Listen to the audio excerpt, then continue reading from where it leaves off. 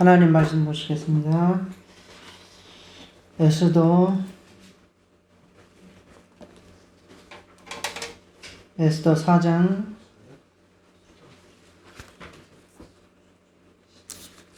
13절부터 17절입니다. 에스더 4장 13절부터 17절 교독하겠습니다. 모르드게가 그를 시켜 에스더에게 회답하되 너는 왕궁에 있으니 모든 유다인 중에 홀로 목숨을 건지리라 생각하지 말라.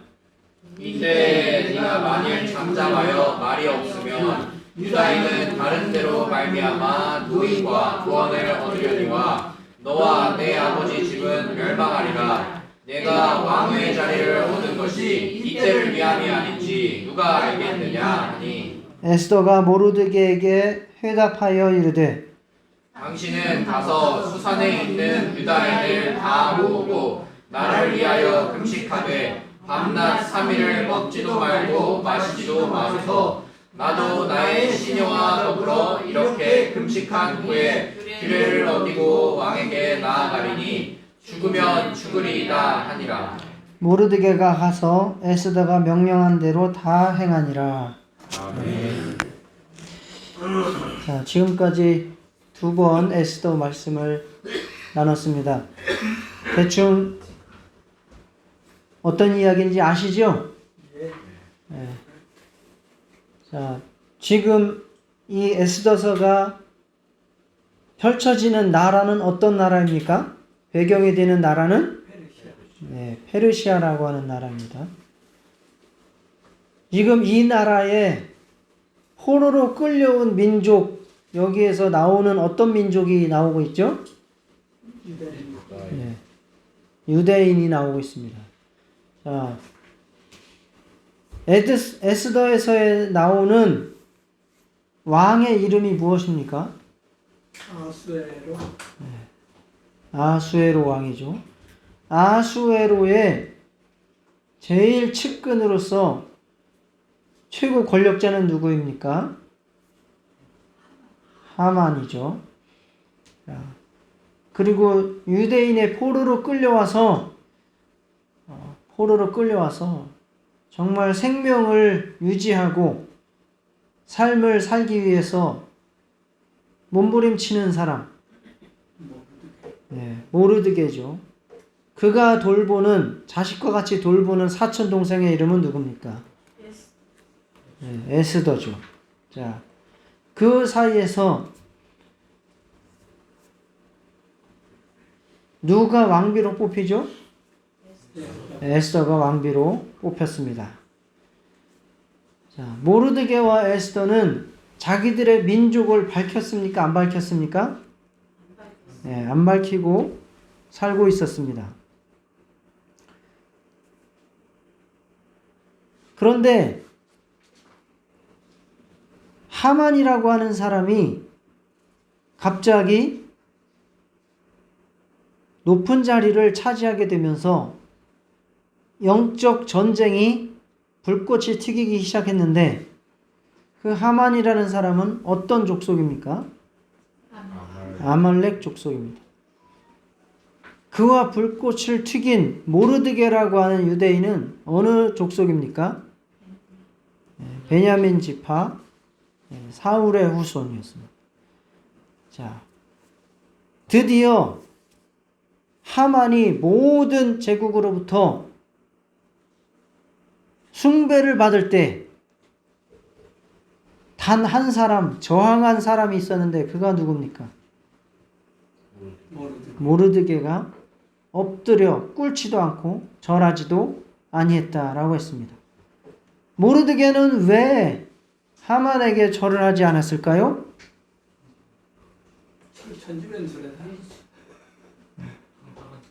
예? 당당하니까요?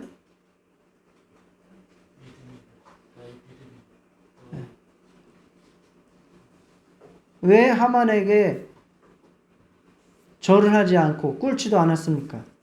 그리고 결단을 했습니까? 왜 그렇게 했습니까? 하나님의 뜻에 멸망시켜야 할 족속의 후손이기 때문에 네. 제가 표현하기를 영적 각성이 일어났다 그랬죠. 하나님의 전쟁 가운데에 참전하게 되는 영적 각성이라는 것이죠. 그냥 일반 백성으로 일반인으로 자연인으로 살아면 그럴 필요가 없는데 이제는 일반인으로 사는 것은 나에게 어울리지 않아. 하나님께서 나를 부르셔서 이제 나는 하나님의 뜻에 동참하는 삶을 살게 되었어 라고 하는 영적 각성이 일어나서 이제 그는 하만 아말렉 족속의 후손과 전쟁을 치르게 된 것입니다. 자, 이것이 바로 지난 시간까지 우리가 살펴본 내용을 정리를 해본 것입니다. 자, 모르드게가 이제 믿음의 야성을 찾아서 하나님의 백성의 원수되는 그 하만과 전쟁을 치르기로 결정을 했습니다. 절대 그 하만에게 무릎 꿇지도 않고 전하지도 않습니다. 하만은 화가 나서 다 잡아먹을 기세입니다. 모르드게가 할 수 있는 것이 무엇입니까? 이제 하만은 모르드게만 죽이는 게 아니라 네가 속한 유대인들을 다 죽이겠다 해서 나를 잡아놓고 그 날에 유대인을 싫어하는 죽이기를 원하는 사람들이 무기를 들고 가서 다 유대인들을 죽이고 유대인들의 재산을 다 약탈해도 된다. 약탈하라. 라고 하는 포고문이 전 세계에 온 나라 방방곡곡에 다 포고령이 떨어졌습니다. 이제 모르드게는 뭘 할 수 있을까요? 뭘 할 수 있을까요? 아무것도 없죠. 도망가기만 나오네. 도망은 안 가요. 하나님의 일꾼은 도망은 안 갑니다. 전쟁을 시작한 이상 도망은 안 가요. 그는 정말 포고문이 온 전국 방방곡곡에 붙여졌다는 사실을 알고 이제 본격적으로 더 전쟁 한가운데로 돌입해 들어갑니다. 왕궁 입구에서 대성통곡하기를 시작합니다. 왕궁 입구가 원래 자기가 직장이었지 않습니까? 경비. 그런데 그곳에서 대성통곡하기를 시작합니다. 그러다가 재를 뒤집어 쓰고 베옷을 입고 온 수산성을 돌아다니면서 미친 사람처럼 울고 소리치고 돌아다닙니다. 이 소식이 왕궁 안에 수산성에 순식간에 퍼지기 시작합니다. 이 소식을 누구가 들었겠습니까? 에스더가 당연히 듣죠. 정말 자기의 부모님처럼 자기를 돌봐주던, 자기를 이끌어주던, 보호해주던 그 분이 지금 거의 미친 사람이 돼서 대성통곡을 하고 수산성을 돌아다닌다 소리를 듣고 사람을 보내서 이유를 알아봅니다. 그리고 설득도 해봅니다. 왜 그러시냐고. 정신 차리시고 다시 생활하시던 패턴으로 돌아오시라고. 에스더도 지금 난감하거든요. 이 일이 더 커지면 자기가 왕비의 자리에서 쫓겨나는 것은 물론이고 자기도 유대인으로서 죽임을 당할 수도 있는 그러한 입장이기 때문에 이것을 어떻게든 모르드게를 막아서 회유해서 좀 조용하게 넘어가 보려고 그렇게 사람을 보내서 모르드게를 설득을 했습니다. 그러나 모르드게는 설득을 당합니까? 안 당합니까? 안 당합니다. 한 번 영적인 전쟁에 뛰어든 사람은 인정사정 안 봅니다. 그러나 어설프게 믿음을 가진 사람은 믿음을 열심히 가지고 있는 사람을 잡아 끌어내리려고 하는 거예요. 그게 영적인 전쟁이 그때 일어나는 거예요. 정말 목숨 걸고 하나님의 전쟁에 뛰어든 사람은 인정사정 볼 것 없어. 나는 무조건 하나님의 뜻대로 직진. 그러나 어설프게 믿음을 가지고 타협을 하는 사람은 그런 사람을 끌어내리려고 하는 겁니다. 지금 모르드게와 에스더는 그러한 관계예요. 그래서 에스더가 그렇게 이유를 알아보고 설득을 해도 전혀 안 먹혀요. 오히려 모르드게가 이제 에스더를 설득하기 시작합니다. 에스더에게 포고문의 사본을 그 전가를 전하는 자한테 보내서 네가 이 유대인의 진멸 계획을 막아라 라고 이야기합니다. 그러나 에스더도 에스더의 입장이 있는 것 아닙니까? 왕비라고 해서 무엇이든지 할 수 있는 자리가 아니지 않습니까? 와스디도 왕비였었는데 그도 왕의 명령 거절했다가 폐위되지 않았습니까? 에스더도 실질적으로는 아무것도 아닙니다. 그냥 왕의 소유물일 뿐입니다. 그러니 자기 마음대로 할 수 없습니다. 그리고 왕이 부르지 않았는데 자기가 막 왕한테로 나아가면 그것도 죽는 일입니다. 에스더 4장 11절에 그렇게 말하지 않습니까? 내가 지금 왕의 부름을 못 받고 있다. 언제 부름을 받을지도 모른다. 그러니 내가 무엇을 할 수 있느냐고 그렇게 모르드게에게 기별을 넣습니다. 모르드게는 이제 뒤를 돌아보지 않습니다. 영적 전쟁의 투사가 되어서 죽음을 불사하며 인간의 사정, 에스더 너의 사정이나 나의 사정이나 이런 것 아무것도 연연하지 않습니다. 그러면서 너도 이 영적 전쟁, 하나님의 전쟁에 참전해야 된다고, 그래서 하나님의 백성을 살려내야 된다고 강력하게 촉구합니다. 그 이야기를 우리가 성경 본문으로 읽은 것 아닙니까? 모르드게가 사람을 시켜서 에스더에게 이렇게 편지를 했습니다. 너는 왕궁에 있으니 모든 유다인 중에 다 지금 죽을 것 아닙니까? 왕이 죽이라고 포고문을 내렸으니 너는 왕궁에 있다고 해서 유다인이라고 혼자 목숨을 건지리라고 생각하지 말라. 공동체입니다. 공동체는 죽으면 다 같이 죽는 것이고 살면 다 같이 사는 거예요. 공동체 중에 누구는 살고 누구는 죽는다는 것은 없습니다. 그건 이미 공동체가 아닙니다. 에스더 너 혼자 살겠다는 생각은 아예 집어쳐라. 그런 일은 있을 수 없다. 그리고 네가 만일 이 일에 침묵하고 너 혼자 살겠다고 아무 말도 하지 않고 아무 일도 하지 않으면 착각하지 마라. 유다인은 다른 데로 말미암아 노임과 구원을 받을 것이다. 그러나 너와 네 아버지 집은 멸망하리라.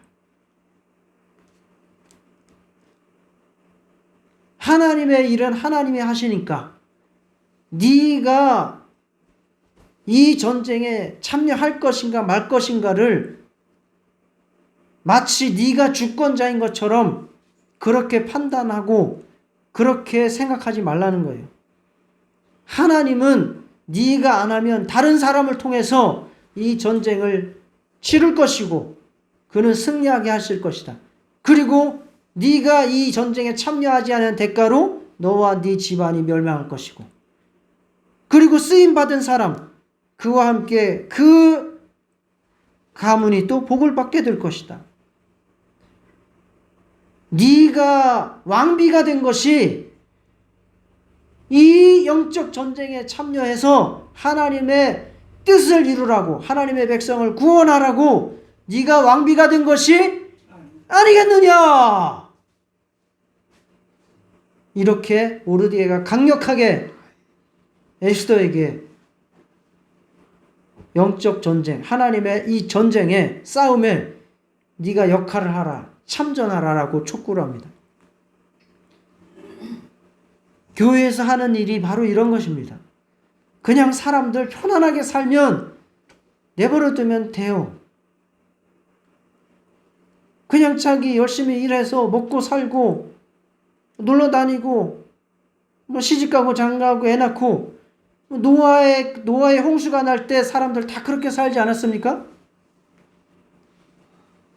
그렇게 살아가도록 내버려 두면 아무 문제 없어요. 교회도 그냥 모여가지고 놀고 먹고 마시고 친목단체처럼 즐겁게 지내면 아무 문제 없어요. 그러나 교회는 그렇게 일반인의 삶, 육체적인 삶의 안위와 편안과 쾌락을 쫓는 곳이 아니라는 것입니다. 교회는 예수님의 몸으로서 하나님의 나라를 위해서 싸우는 전투함이라는 거죠. 유람선이 아니라 전투함이라는 거죠. 그래서 교회는 끊임없이 영적인 전투를 치르고, 그래서 여러분들도 이 영적인 전쟁에, 하나님과 원수와의 이 영적인 전쟁에 참전해서 당신이 할 일을 하라. 그래서 하나님의 전쟁이 승리하도록 역할을 하라 라고 하는 것이 교회의 일입니다. 그래서 이 수련회도 함께 모여서 말씀 듣고 기도하고 우리가 어떻게 더 하나가 되어서 영적인 전쟁을 잘 치를 것인가를 고민하고 기도하기 위해서 모인 것입니다. 수련회 안 와도 아무 상관없습니다. 그러나 정말 교회가 하나 되어서 함께 하나님의 뜻을 이룰 전쟁을 치르기 원하는 자라면 또 수련회를 목숨 걸고 와서 함께 하는 것입니다. 선택은 다 각각 자기의 입장에 있는 것이고 자기의 결정에 판단에 있는 것입니다. 하나님의 백성이 멸절당하는데 나 혼자만 무사할 것이다 라고 하는 생각은 수원 밑에 오산입니다.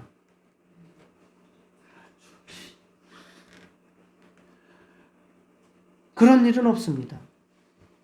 같이 살고 같이 죽는 공동체입니다. 내가 일을 안 하면 하나님의 일이 실패하리라는 것도 오산입니다. 하나님의 일은 하나님이 하시기 때문에 하나님은 어떤 방법으로든지 당신의 뜻을 성취하실 것입니다.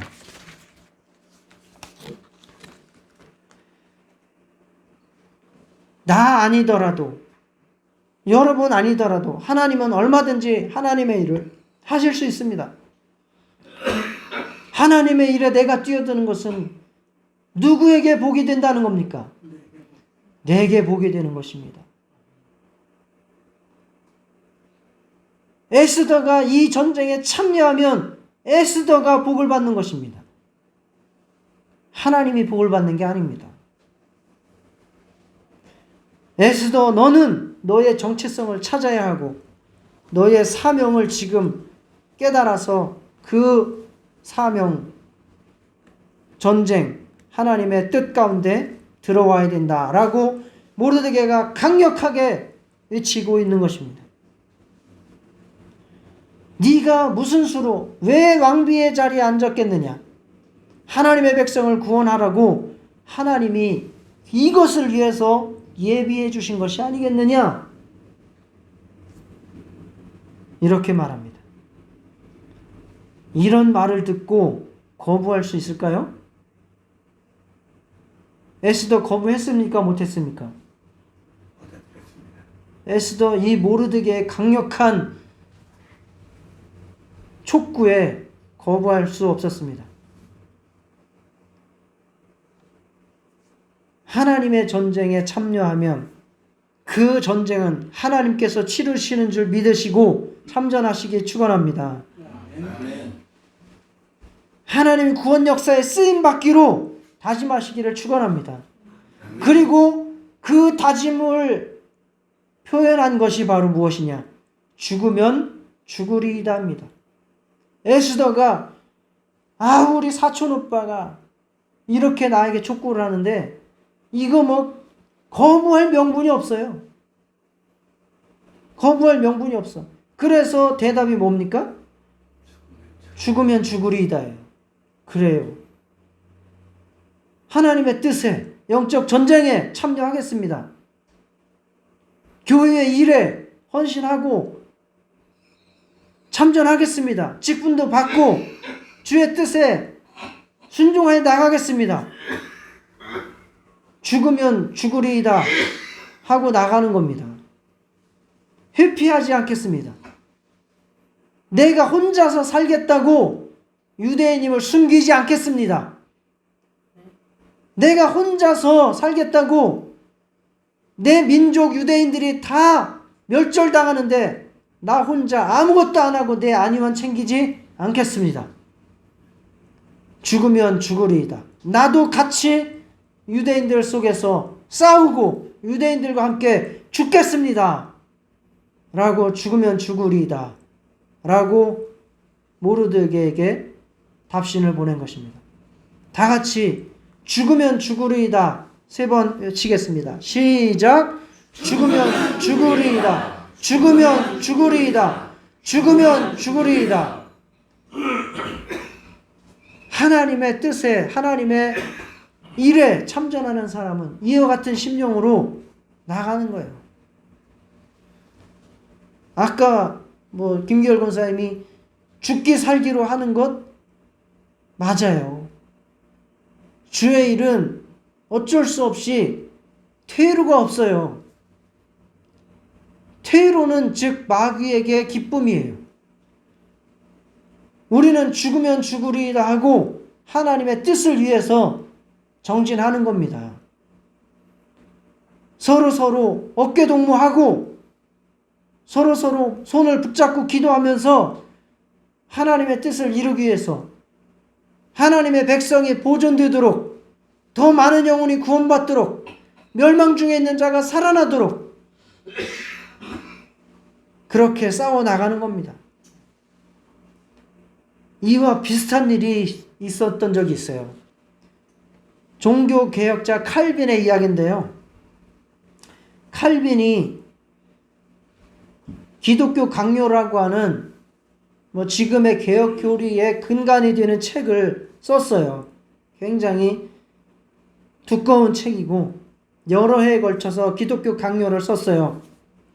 그러니까 당연히 로마 카톨릭에서 뭘 하겠어요? 저놈 잡아 죽여라. 우리 카톨릭과 맞지 않는 이단 사설을 풀어제끼고 있다. 저놈을 잡아라. 체포령이 내려졌습니다. 그래서 칼빈이 원래는 프랑스 사람이지 않습니까? 깔뱅인데 스위스 제네바로 피신을 갑니다. 살려고 도망을 간 거예요. 그곳에서 누구를 만나냐면 스위스에서 종교개혁을 시작한 파렐이라고 하는 사람을 만납니다. 그러니까 파렐을 만났는데 파렐이 칼빈을 보니까 이 사람은 종교개혁을 해야 될 사람이야. 그래서 칼빈한테 당신 스위스에서 나와 함께 종교개혁을 합시다. 라고 요청을 합니다. 그러나 칼빈은 자기는 종교개혁을 안 하겠답니다. 나는 종교개혁의 의도가 없습니다. 나는 몸도 아프고 약해서 조용한 곳에서 글이나 쓰겠습니다. 종교개혁은 파렐 선생 당신이 하십시오. 라고 이야기를 했어요. 그랬더니 파렐이 어떻게 이야기했느냐면 만약 당신이 제네바를 개혁하지 않는다면 하나님이 당신에게 즉시 천벌을 내릴 것입니다. 하나님의 저주는 끝까지 당신을 따라다닐 것입니다. 라고 강력하게 촉구를 합니다. 이건 촉구가 아니라 협박입니다. 당신이 이 종교개혁에 스위스 종교개혁에 제네바에서 같이 하지 않는다면 하나님이 당신에게 천벌을 내릴 것이고 그 저주는 당신이 끝까지 따라다닐. 이 말을 들었는데 칼빈은 거부할 수가 없었어요. 잠에 잠자가도 생각나고 일어나도 생각나고 계속 자기를 따라다니면서 그 말이 자기를 사로잡아서 도망갈 데가 없도록 만들어버린 거예요. 그래서 칼빈은 어쩔 수 없이 제네바에서 목회를 시작합니다. 그러나 그 제네바가 얼마나 타락을 했고 얼마나 목회하기가 힘든지 사람들이 칼빈이 뭐 이렇게 합시다 저렇게 합시다 좀 개혁을 하고 올바로 이끌려고 하면 그 사람들이 저항을 해요. 그리고 칼빈을 당신이 뭔데 그러냐 당신이 나가라 그래 막 내쫓으려고 해요. 그 제네바에 있는 교회가 제네바 교회가. 그래서 실질적으로 2년 만에 칼빈이 쫓겨납니다. 그 교회에서 제명당해요. 그 교회에서. 그래서 다시 도망을 갑니다. 프랑스의 스트라스부르로. 기득권에 밀려서 다시 스트라스부르로 오히려 잡아 죽이려고 했던 프랑스로 다시 돌아갑니다. 그런데 2년이 지난 다음에 스위스의 제네바시가 완전히 타락이 더 혼란스러워지는 거예요. 그래서 어쩔 수 없이 그래도 칼빈 선생, 칼빈 목회자가 와야 될 수밖에 없겠다 해가지고 다시 또 그 제네바 교회에서 칼빈을 초청을 합니다. 근데 이거 가고 싶겠습니까? 자기 쫓아냈던 교회 그거 가고 싶겠습니까? 가고 싶지 않았죠. 그래서 몇 번을 거절했습니다. 그러나 그래도 하나님의 말씀, 하나님의 뜻이 거기에 있음을 자기가 받아들이게 되고 그래서 그 사명을 내가 받들겠다라고 결단을 하고 가면서 이렇게 말합니다. 나는 나 자신만의 것이 아니라는 것을 인정합니다. 하나님에게 바쳐진 희생제물처럼 하나님에게 바쳐진 희생제물 어떻게 됩니까? 피 다 뽑히고 배 갈라지고 심장, 내장 다 뜯겨나가고 그 제물처럼 나의 심장을 하나님께 드리겠습니다 하면서 다시 스위스 제네바로 돌아갑니다. 자, 이 고백을 우리도 같이 해볼까요? 세 가지로 요약할 수 있습니다. 자, 나는 나 자신의 것이 아닙니다. 나는 나 자신의 것이 아닙니다. 나는 하나님에게 바쳐진 희생 제물입니다. 나는 하나님께 바쳐진 희생 제물입니다. 나의 심장을 하나님께 드리겠습니다. 나의 심장을 하나님께 드리겠습니다. 그러니까 죽는 대로 뛰어들겠다는 거예요. 거기서 무슨 일을 만날지 몰라. 거기서 나를 잡아 죽인다고 해도 나는 어쩔 수 없이 이것이 하나님의 뜻이라면 사명으로 나에게 다가온 것이기 때문에 나는 그런 마음으로 가겠습니다 하고 갔습니다. 그래서 결국 그가 지금 기독교회의 근간을 세운 종교개혁자로 서게 된 것입니다. 우리는 뒷걸음질 치고 싶고 입을 다물고 싶고 안전하게 있고 싶고 무대 뒤편에서 그냥 머물러 있고 싶습니다. 그죠? 왜요? 그러면 편해요. 군대에서도 앞장서지 말아야 되잖아요. 조용히 뒤에 있으면 이리 눈치나 보고 왔다 갔다 하면 편해요.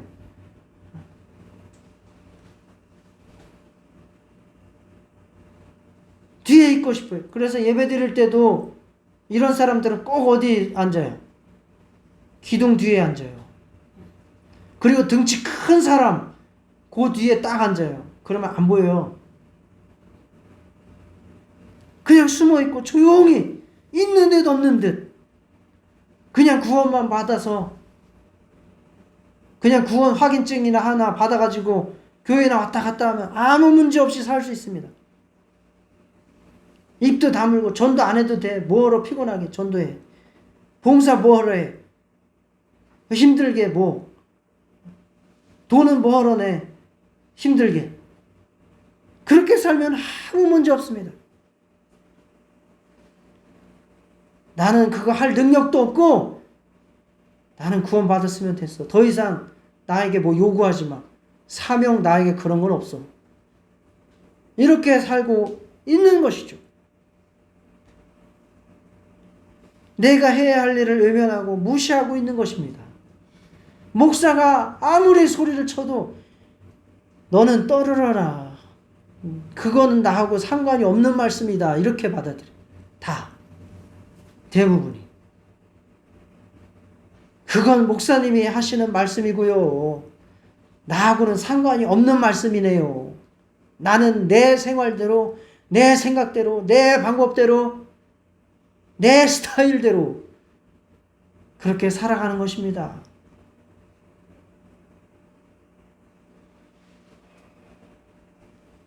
그러나 하나님의 해결책은 정말 하나님의 사명을 받고 이 영적 전쟁에 용기 있게 뛰어드는 사람들을 통해서 이루어진다는 사실을 기억하시기 바랍니다. 모르드게와 에스더 같이 결단한 사람들을 통해서 하나님의 백성을 구원하시는 겁니다. 결단한 우리들을 통해서 하나님의 뜻이 이루어지는 것을 믿으시기 바랍니다. 하나님의 승리를 믿고 자기 인생을 가장 가치 있게 사용할 수 있으시기를 축원합니다. 하나님과 세상과 싸워, 하나님과 마귀와 싸워 결국 누가 승리하겠습니까? 그런데 왜 그 실패하는 자의 편에 서가지고 그것이 잘 사는 것이라고, 나는 이게 지혜롭다고, 나는 이것이 가장 잘 사는 것이라고 주장하십니까? 지금 힘들고 어려워도 하나님의 편에서 전쟁을 치르고 사명을 감당하는 삶이 결국에는 승리하는 삶인 줄 믿으시기 바랍니다. 그래서 이렇게 결단을 했어요. 죽으면 죽으리이다. 그러면 이제 에스더가 한 일은 무엇입니까? 즉시로 왕에게 나아가서 막 애걸복걸했습니까? 아니요. 무엇을 부탁을 했죠? 모르드게에게 뭘 부탁을 했죠? 금식을 예. 함부로 에스더가 왕한테 나갔다가는 죽어요. 그게 지금의 법이에요. 더군다나 지금 에스더가 유대인이라는 사실은 비밀이에요. 아직은. 에스더가 무엇을 할 수 있을까요? 왕에게 잘 보기 위해서 비싼 화장품을 쓰기 시작했습니까? 헤어 스타일리스트를 불렀습니까? 비싼 옷을 사서 입었습니까? 무엇을 했습니까? 에스더는 이 전쟁에 참여하기 위해서 무엇을 했습니까? 금식하면서 기도실로 들어간 겁니다. 얼굴이 초췌해지고 쪼그라드는 한이 있더라도 자기는 3일을 금식하며 기도하고 잠도 안 자고 하겠다. 내가 할 수 있는 것은 1%도 없다. 하나님께서 하시지 않으면 아무것도 할 수 없다. 그 믿음으로 금식기도 들어갑니다. 그리고 자기만 하는 것이 아니라 하나님의 일에 모든 할 수 있는 사람들을 다 동참시켜달라고 말합니다. 그래서 페르시아에 있는 유대인들도 같이 금식하며 기도해달라고 부탁을 했습니다. 우리도 마찬가지입니다. 내가 결단하고 무엇을 하려고 할 때 기도해야 일이 이루어지는 줄 믿습니다. 그리고 나뿐만 아니라 함께 기도해야 더 하나님께서 크게 역사하시고 속히 이루실 줄 믿습니다. 에스더는 물 한 모금 이대되지 않았습니다. 잠도 안 잤습니다. 두려움이 엄습해 오기도 했고 정말 배가 고파서 위가 쓰리기도 했습니다. 간절한 기도로 탈수 증세가 일어나 피부가 건조해지고 눈이 퀭해졌습니다. 그러나 그가 할 수 있는 것은 하나님께 매달리는 것 말고는 없었습니다. 하나님의 일을 하는 사람, 힘든 시기를 이겨내야 하는 그러한 사람, 하나님의 사명을 감당하는 데 뛰어든 영적 전쟁을 치러야 하는 사람, 그 사람이 할 일은 무엇입니까? 기도입니다. 하나님을 의지하는 일입니다. 불가능할 것 같은 그 상황을 반전시키는데 내가 할 수 있는 것이 무엇이겠습니까? 하나님의 힘과 지혜의 역사보다 더 좋은 게 있겠습니까? 우리가 할 수 없는 일에 하나님의 지혜와 하나님의 능력을 구할 수 있으시기를 축원합니다. 우리가 고개 숙여 기도할 때가 곧 하나님의 도움의 손길이 임하시는 때인 줄 믿으시기 바랍니다. 하나님 아버지는 우리의 기도를 듣기 원하십니다. 에스더의 믿음이 바로 서고 유대인들이 함께 믿음으로 바로 서고 그래서 그들의 믿음이 회복되고 정체성을 찾고 그들의 사명을 찾아서 하나 될 때 하나님께서 그 민족을 구원해내시는 줄 믿으시기 바랍니다. 절망적일 때, 해결책이 안 보일 때, 그때 바로 우리가 하나님 앞에 무릎 꿇고 은혜를 구할 때입니다. 그리고 결국 어떻게 됐습니까? 에스더 5장 2절 한번 읽어보실까요? 시작. 에스더가 뜰에 선 것을 본즉 매우 사랑스러움으로 손에 잡았던 금규를 그에게 내미니 에스더가 가까이 가서 금규 끝을 만진지라. 하나님께서 승리케 하셨습니까? 아멘입니다. 들어간 거예요. 초췌한 모습으로 눈물 질질 흘리고 머리도 헝클어지고 아름다운 모습이 아니라 오히려 정말 보잘것없는 모습으로 왕 앞에 들어갔습니다. 뜰에 섰습니다. 그런데 하나님께서 아하수에로 왕을 감동시키셨죠. 그 에스더를 보자마자 어떤 마음이 들었습니까? 사랑스러운 마음이 들었습니다. 그래서 그에게 금규, 왕의 지휘봉이죠. 이것이 어떻게 하느냐에 따라서 저 사람이 살 수도 있고 죽을 수 있는 권위의 지팡이입니다. 금규를 내밀어서 에스더를 가까이 오게 한 것입니다. 흡족한 마음을 표현했습니다. 이때의 아하수엘의 왕의 마음은 무엇입니까? 네가 나라의 절반이라도 달라고 하면 내가 주겠다라고 하는 마음입니다. 기도를 들으시는 하나님을 찬양합니다. 우리도 기도하고 순종하는 의존자의 신앙으로 하나님 앞에 쓰임받고 불가능할 것 같은 일들을 이겨나갈 수 있으시기를 축원합니다. 에스더는 숨어서 아무것도 하지 않을 수도 있었습니다. 그렇지 않습니까? 그런다고 해서 에스더를 뭐라 할 자가 누가 있겠습니까? 그리고 그가 왕비이기 때문에 아하수에로에게 다른 인간적인 방법으로 가서 무언가 요청할 수도 있었을지도 모릅니다. 그러나 에스더는 하나님의 백성을 구원하는 일에 목숨을 걸고 쓰임받기로 결단했습니다. 숨어 있지 않고 입을 닫고 있지 않고 숨기고 있지 않기로 했습니다.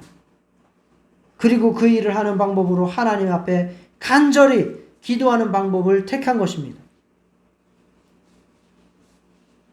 에스더는 하나님의 어전에서 시간을 보냈기 때문에 아하수에로의 어전에서 승리할 수 있었습니다. 우리도 그냥 안전하게 평화롭게 편안하게 그냥 잘 살 수도 있어요. 그러나 하나님은 하나님의 구원 역사에 하나님의 뜻에 교회의 일에 당신이 참여하라고 촉구하십니다. 그리고 그 일을 감당하기 위해서 기도하라고 말씀하십니다.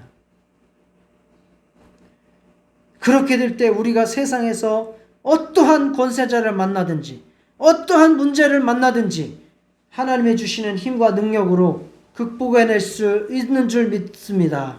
아멘. 기도와 순종으로 하나님의 뜻을 이루는 저와 여러분 다 될 수 있으시기를 축원합니다. 이 시간 다 같이 먼저 기도하시겠습니다.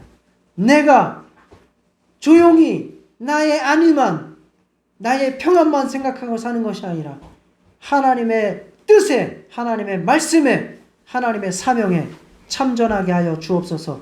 다 같이 기도하시겠습니다.